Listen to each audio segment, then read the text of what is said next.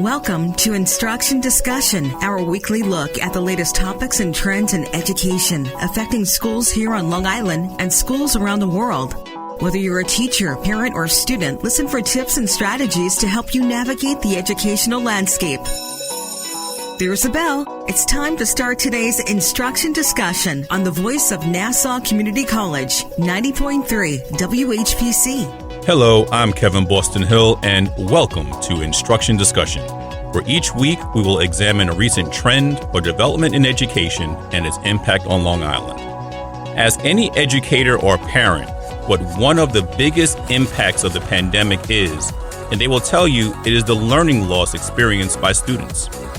This impact on those students who were just entering school for the first time is even more detrimental. While we can point to the pandemic as one reason for students and even adults struggling academically, illiteracy is a problem that has plagued this country long before COVID-19. In the last 15 years, 15 million students who graduated from high school tested below basic reading level. 1 in 5 college students enroll in remedial reading classes in their freshman year.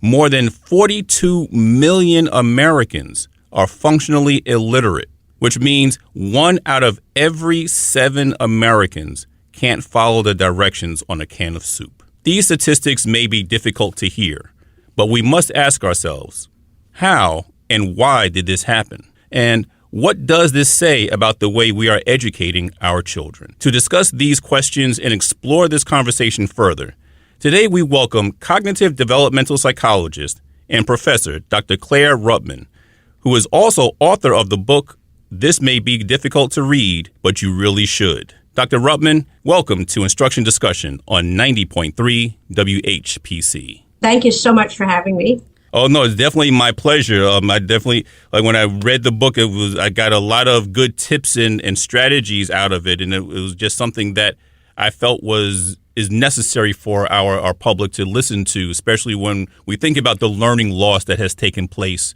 because of the pandemic and other issues that have happened. But to jump right in, how, I guess, from your work and from your experiences, what can you tell us about why this problem actually exists? Well, so there's a number of reasons. If we look past the learning loss to the reading inadequacies in our children, the truth of the matter is that we have a slew of research that tells us why children struggle with reading, what the problems are, and what we can do to remediate the situation. And yet we don't use the research. It's hidden away in ivory towers, and it really should be made available to the public. So that's why I wrote the book. I wanted to make sure that in a palatable format that parents will enjoy reading, they can share that wealth of research, because there's no reason for this reading deficit. It would be so easy to fix so many of these reading problems.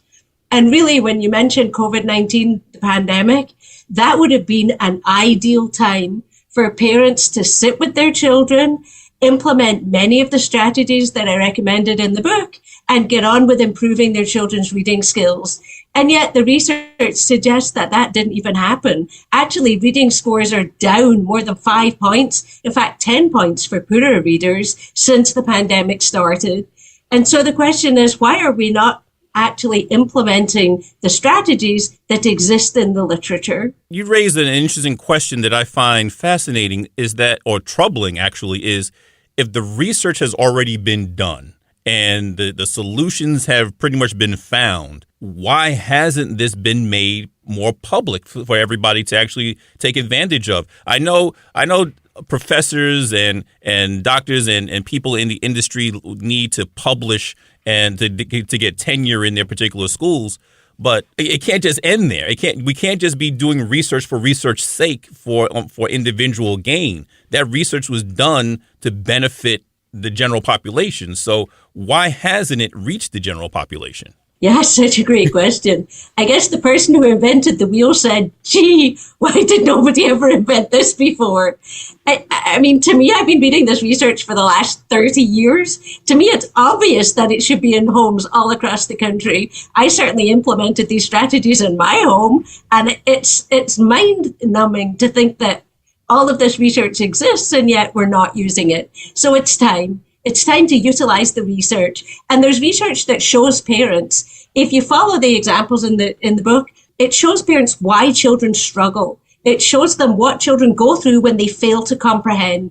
And this is one of the biggest changes that we need to make. We need to learn to think as a child thinks. Because when we do that, we change how we interact with children, not just for reading comprehension skills, but for life in general. So when children do something that we don't want them to do, and we're looking to discipline our children, if we think as children think, we'll do much better with our disciplinary techniques. If we learn to think as they think in terms of reading, writing, and counting, we'll do much better in terms of educating them. And so why don't families implement the research? Because it's not widely available in a palatable format, which is exactly what this book, This May Be Difficult to Read, is all about. And it's actually a play on words because it is a little bit difficult to read the research, but I've tried to make it fun, exciting, and interactive, which is another aspect of what education should be. It should be interactive. No, you know what? You are absolutely right. And as an educator myself, I was in the K-12 setting for a long time, and now I'm also teaching it on the college level. You're right. In order to for your students to get the most out of what you're trying to teach them, you need to make it engaging. It should be fun. I don't know where we went, where it became that fun became this dirty word that your classroom couldn't be fun. I don't know where that happened, but we have to get back to that. But I want to get into this question really quickly and it may not be a quick answer, but can you just kind of explain for our audience exactly what is reading? And I guess what are the components of reading? And there's a reason why I'm asking you that, because I want to break it down as we go further in this conversation. But what are the components of reading? Absolutely. So from a parent's perspective, oftentimes reading means saying the letters of the alphabet, naming the letters of the alphabet, and saying the words out loud. I teach at the college level like you do. Reading is so much more than that. Reading is understanding what you read, comprehending a text, thinking, applying that text in the real world. And I've seen what reading failure looks like in my classroom. Many of my students succeed, but some of them fail so dismally because if I assign chapter 5, it doesn't matter because they don't get chapter 5. They say the words out loud, but the meaning is just not quite there. And so what is reading? Reading is taking the printed word, making it your own, and applying it to the real world. And we can do that from day one. We don't have to wait till college to do that. And that's one of the biggest problems that we're facing with parents. Parents want the best for their children. They have great intentions. But part of the problem is that they don't know what they're missing. And if you don't know what's missing, how do you fix the problem? So we need to, in the same way that parents teach their children to listen and hear, we have to teach children to read and comprehend. So we have to make sure that they have a purpose, they have a need to read, and we have to make sure that they understand what they're reading and they can apply the written word. And one of the best ways to do that is to just keep adding it into our daily lives. Parents live frenetic lives. They work. Sometimes they're single parents. They do the cooking, the laundry, the cleaning. They pick their children up, off the school bus. They take them to after school activities. They don't need anything else on their plate. So the book is designed to incorporate all of the aspects of the research into their daily life. So for example, a trip to the supermarket, turn it into a literary experience. Cooking a meal at dinner time, follow a recipe. Take a storybook and have book club with your family. What could be more fun at the dinner table than discussing, I don't know why Anne Shirley dyed her hair green, or what we could learn from Tom Sawyer and his crazy adventures. Reading is fun. It ought to be fun. And like you said, we need to put the fun back into reading. What I hear you saying is, like you said, parents have these frenetic schedules and they may figure, well, where can I find the time to actually go through this and sit down and read with my child? But I think the benefit here is, or the possibility is, getting the same book that your child is reading in school. So find out what your child is reading in their class. Then you as a parent get a copy of that. You read along with them. And then, like you said, we can have these conversations. You can ask them the questions, because I believe that right now, a lot of people, not just parents, but a lot of people are kind of confusing decoding with actual understanding. Absolutely, Kevin. In fact, not just taking the book that the children are reading at school, but understanding what comprehension is. So in other words, if it's a book about going to the dentist, go to the dentist. Go through all the iterations of what happens at the dentist, the fear, the anxiety, the delight of having beautifully clean teeth, a discussion about the tooth fairy. You have to take all the issues that surround the topic and bring them to life and make it fun so that you can anticipate, you can predict, you can have fun with the story, and you can have children want to know what's coming next. You know, I heard a friend the other day say that her granddaughter had to do 10 minutes of reading homework. So the granddaughter went and picked the book with the biggest words and the most pictures so she could get it over with. That's heartbreaking from a cognitive psychologist perspective, because a child ought to want to really love the idea of reading with a grandmother. Pick the longest book so that the adventure never ends. And yet that's not where we're at. And that's actually another myth that I tackle in the book. Whether you read to your children or whether your children read to you makes no difference. Forcing them to decode just increases the cognitive load. So in other words, if it's homework, if I don't know why someone would assign 10 pages of reading, but still, if the assignment is 10 pages of reading, it ought to be an adventure between a grandchild and a grandmother. And it ought to be that at the end of the time, if the grandmother reads to the grandchild, it accomplishes the same thing, because the child ought to want to read so much more of the story. What happens next? Why did it happen? What else could possibly happen? Look, children love television and they love the movies, so they ought to love reading, but it's so cognitively taxing that they don't necessarily enjoy it. So if we can lift that cognitive load, we can turn it into a more enjoyable adventure for them. And I'm glad you touched on one of those myths, because I noticed that in the book, each chapter has its own title, but it also has a subtitle with a different myth for each chapter. Can you talk about some of the myths about what works or doesn't work when teaching reading? Well, the number one myth really, in my mind, we already addressed this idea that you can read to your child and it's equally as beneficial if your child reading to you. Because as we already discussed, decoding is definitely important and it's definitely part of the reading process, but it's not the be all and end all of reading. And so if we look at the other 5 or 6 aspects of reading comprehension, we need to make sure that right from day one, we incorporate them. Because many parents say, look, earlier is better, which is one of the myths. Just get my child saying the words out loud and we'll do all the rest later. You can't do the rest later. It all happens simultaneously. It's sort of like saying, let's teach my child to walk and then we'll worry about where my child's going. If you walk off the edge of a cliff, you're done. And so we have to keep it all together. Another myth is that it's cheating to look at the pictures, or it's cheating to tell your child a word that he or she is missing. None of that's true. Both of those are fabulous reading strategies. You want your child to be able to figure out, be a reading detective, figure out if you don't know what's going on, look at the picture and see, if you can figure it out from there. If you're struggling with a word, just tell the child the word. That way he or she'll know it next time. The goal is not to to decode every word, but rather to understand the gist of what's being read. So those are a couple of myths. And I think I like that idea, because I think one of the things that we tend to focus on is we want to get students or children to go through this productive struggle, right? So if they're struggling with a word, then we want to leave them to their own devices to try to figure it out. But then all that does is build up the student's frustration. And when they get frustrated to a particular point, then they're just going to walk away from it, and they're going to develop a dislike for reading as opposed to developing a love for reading, which is what we want them to have. Right. And to move slightly away from the myths, there are about 15 different research studies in the book that parents can engage in. And what they do is they show parents how much background knowledge we bring to a text when we read it. So, for instance, there's one passage, I won't tell you what it's about because that'll spoil it for the book, but there's one passage that every parent on the planet should be able to understand and remember pretty much by heart. But when you read the passage, and I did the same thing the first time I read it, when you read the passage the first time and you try and write down everything you can remember about the passage, really not a lot's going on. You can't remember much of it because it doesn't seem to relate to anything. The second time you read it, you get the title. And what the title does is to open up all your background knowledge, and you bring all your background knowledge with you to the story. So the second time you read the paragraph, you can repeat pretty much all of it the second time.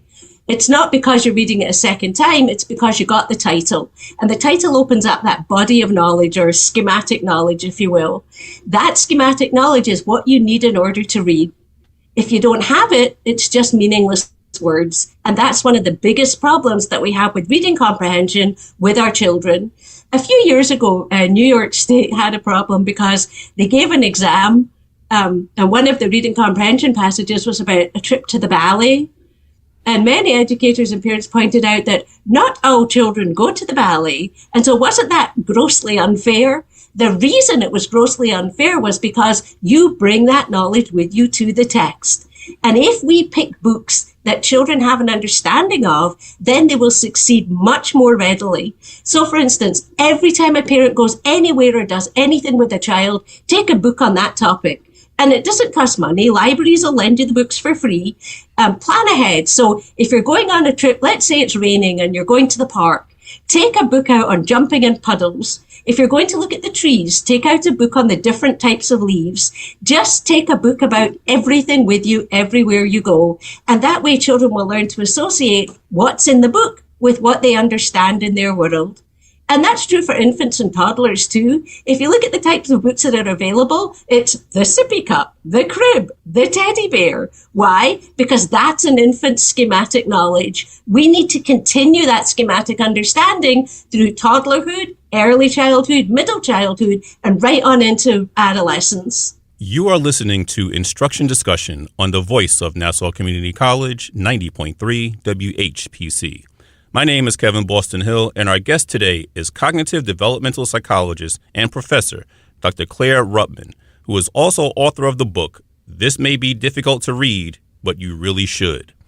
And I'm glad that you talked about that, the experience that we bring to reading, and we talked about earlier the showing pictures as well. That is not a bad thing to show the pictures, because that's what we end up telling students and children to do while they're reading, right? To develop a picture of what it is that you're reading in your mind's eye. Use your imagination. Well, if we don't give them the pictures to begin with, what are they drawing from to create that imagination, right? So I think that's a very important piece to recognize, that showing pictures and using picture books is not always a bad thing, because it unlocks so many other aspects for the child to be able to grasp onto the learning process. Oh, absolutely. You know, in 2000, I did a research study with Harriet Waters at Stony Brook University. It was based on Ellen Wortman's research. And so Ellen Wortman and many other researchers have found that children don't notice massive inconsistencies in stories.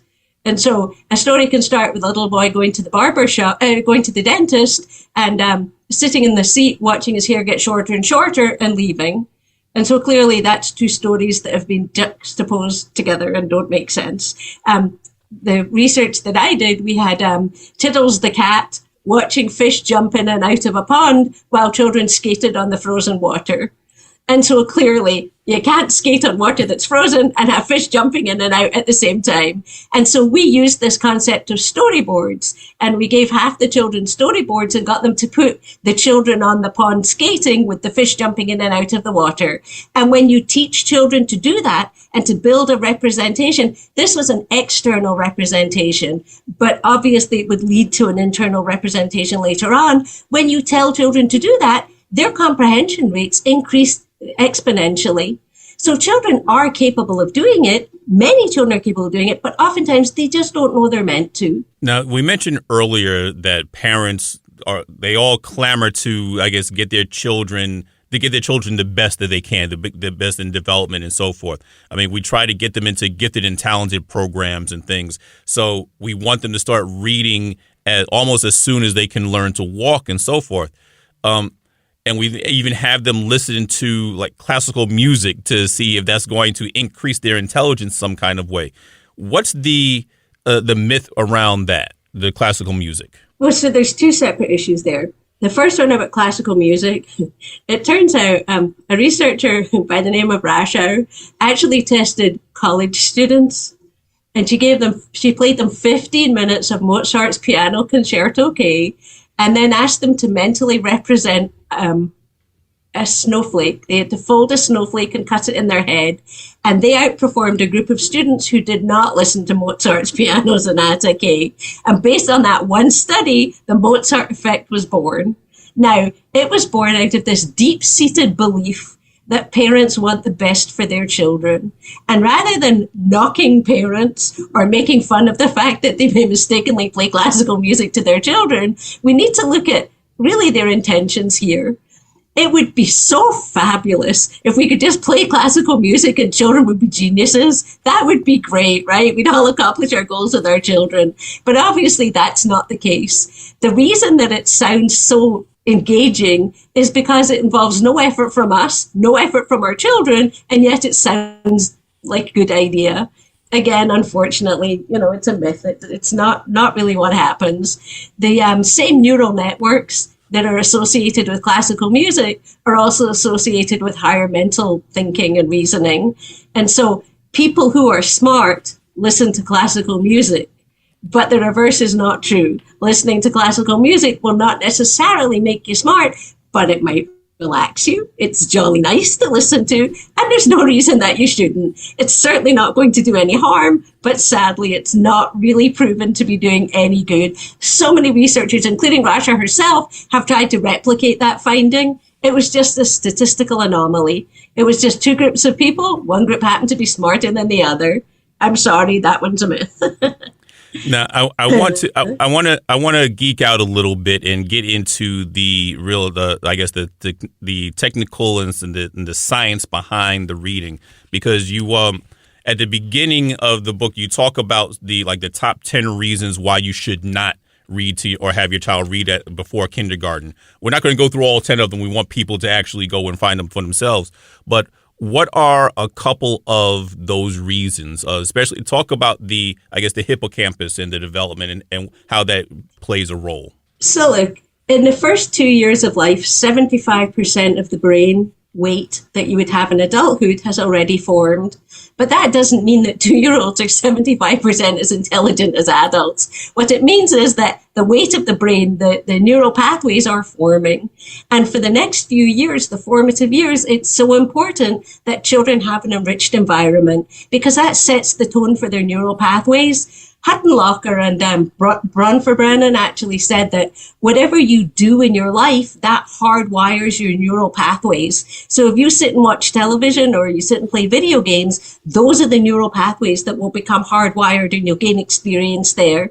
In terms of reading and in terms of early childhood development, the more experience you have in life with all sorts of different activities, the more neural networks you will build and create. That's why people who are considered to be highly intelligent tend to have a depth of knowledge that we ignoramuses don't necessarily have. And so if you want your child to be smart, engage in activities at a deeper level. Find out what your children are interested in and pursue their interests. Try not to impose your interests upon your children. So for instance, we talk in the book about this idea that the hippocampus is the seat of lasting memories. If your hippocampus hasn't really matured, what exactly are you doing with rote memorization? Because it'll be a lot easier a few years later on. Obviously, children need to learn letters and sounds, but dwelling on them at the tender age of 1, 2, 3, or 4 is not necessarily the best use of your child's time. Also, the reticular formation really focuses on concentration and attention. If your reticular formation is still developing, you haven't really got the attentional skills of, say, a 25-year-old. And so you want to limit the activities that you're doing and notice when your child's not really paying as much attention. Children enjoy hands-on learning. Piaget talked about that in the 50s. It hasn't changed. Even although we have computers and technology, the brain hasn't changed. Children still like to do things rather than listen. So there's a section in the book that talks about telling your children facts. In fact, it's one of the myths. If you tell your children facts, will it make them smarter? Well, it'll make them sound smarter, but will it make them actually smarter? No, because it's the underlying knowledge that makes them smarter, not the fact itself. So what can we do, therefore, to encourage that a love of reading or even just a love of research and for that aspect so that they can get that underlying knowledge and not just regurgitate a bunch of facts? Well, there's a lot we can do. Listen, we live these frenetic lives right now. Slowing down and doing less would actually probably accomplish more. So, for example, just have a look at the after-school activities, have a look at the hobbies, and see if you can find some downtime so that children can just be children. Let them play, let them explore. They have to lead and we have to follow. And so if we learn to think as they think and we discover what their interests are. Look, some parents decide they want their child to play football or they want their child to be the next, I don't know, American Idol or whatever it is they've decided is the dream for their child. We need to switch that around and discover what is our child's dream? What does our child want? Listen to your child. And whatever it is that he or she wants in that moment, try and pursue that. Find some books about it. Take your child on a little adventure. You know, oftentimes if you have siblings, you get left out a little bit, like you're one of many instead of just one. So have one-on-one time. Let your child pursue his or her dreams. They don't have to be the best. That's another myth that we have in our society. Just let your child have fun and enjoy life. And the more that you focus on articles or magazines or books that also focus on the same topic, the more likely your child is to engage in the printed word, which really is our goal. Our goal is for each child to reach his or her own potential.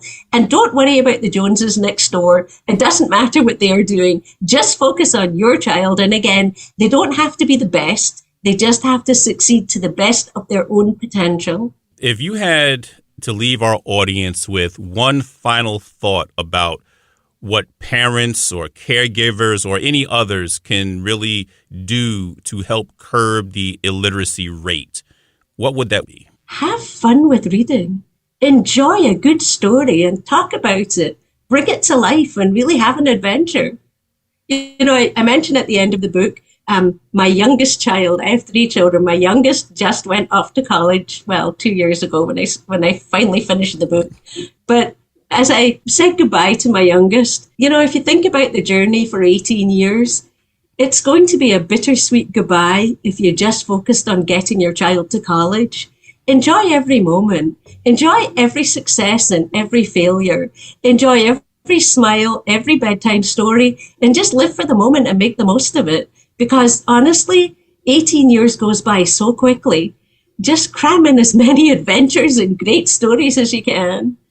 You know, I think that's a really, really important word right there. And to have fun and enjoy the ride and enjoy the journey that you're going to go on.